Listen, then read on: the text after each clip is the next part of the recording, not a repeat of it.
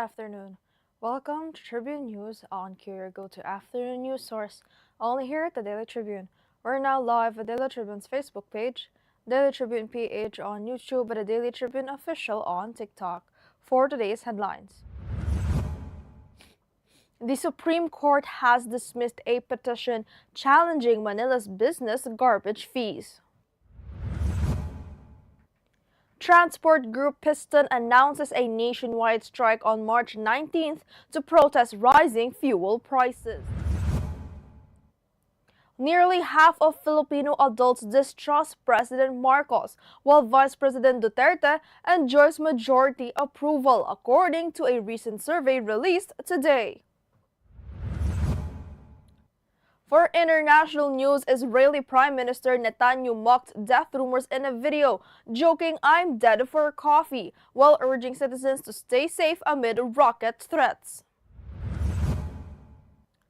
Japan has no plans to send naval ships to escort vessels through Strait of Hormuz, citing legal limits and lack of formal U.S. requests, says Prime Minister Takaichi.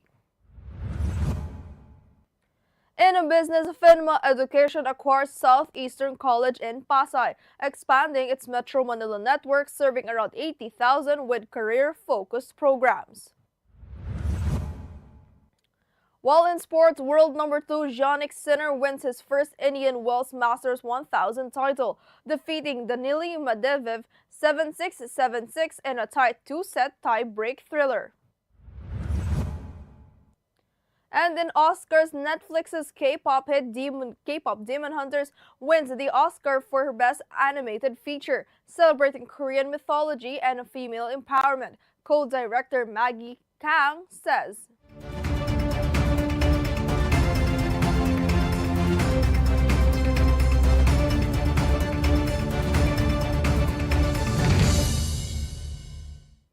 Today is the 16th of March, Monday, and I'm Eliana Lacap, bringing you today's top stories.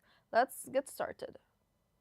The Supreme Court has dismissed a petition challenging Manila's revised garbage collection fees for businesses.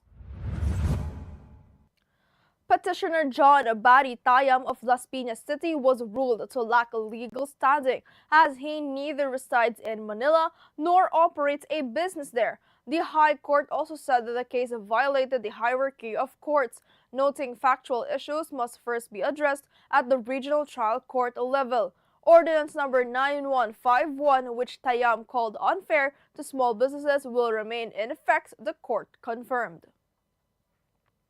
Now, transport group Piston has announced a nationwide strike on March 19th to protest recent fuel price hikes linked to Middle East tensions.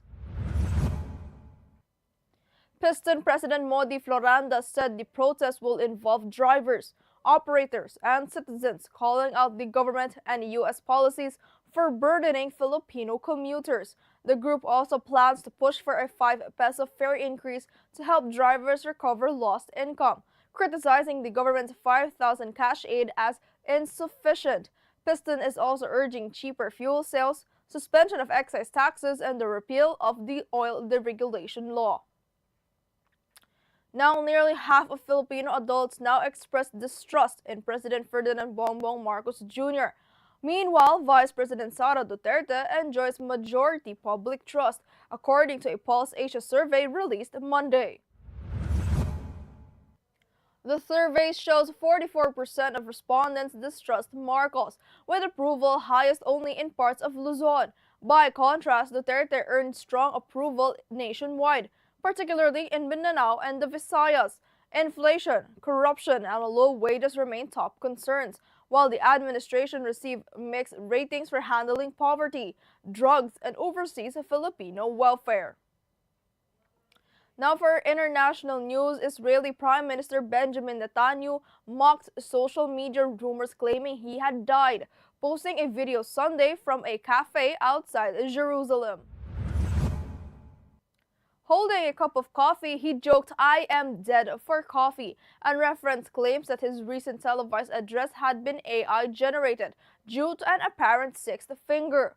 Netanyahu also urged citizens to follow safety instructions amid ongoing rocket threats, praising their resilience and vowed that Israel is striking Iran and Lebanon very hard, despite threats from Iran's Revolutionary Guards to target him. For more international news, Japan has no current plans to dispatch naval vessels to escort ships through the Strait of Hormuz, Prime Minister Sanae Takaichi said Monday. Her statement comes after U.S. President Donald Trump urged allies, including Japan, to help protect oil and gas shipments in the strategic waterway. Takaichi said Tokyo is reviewing what it can do independently and within its legal framework, noting that the United States has not made a formal request. Japan's pacifist constitution limits the country's overseas military operations, complicating any possible escort mission. Now, FINMA Education has acquired Southeastern College in Pasay City to expand its network in Metro Manila. The Pasay campus will join the FINMA St. Jude College system, adding to its Manila and Quezon City campuses, and is expected to serve around 80,000 students. FINMA Education said the acquisition will bring its student support model, including career-focused programs and academic coaching, to Southeastern College. With this addition, FINMA now operates 12 institutions locally and 14 across the Philippines and Indonesia, serving roughly 178,000 students.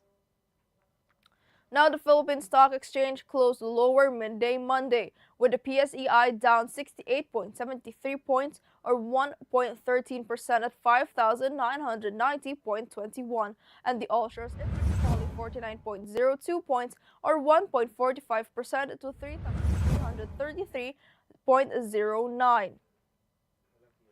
Sector-wise, mining and oil led losses, dropping 5.12%, followed by industrial and holding firms among the most active stocks. ICT advanced 0.36%, while major decliners included Plus, APX, and PX, each losing over 6%, reflecting cautious investor sentiment amid global uncertainties.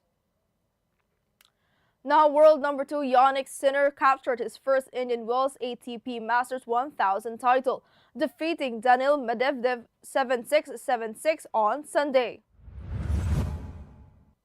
Sinner overcame a 0-4 deficit in the second set tiebreaker to seal the victory, denying Medvedev, the Dubai champion, a 9th consecutive ATP match win.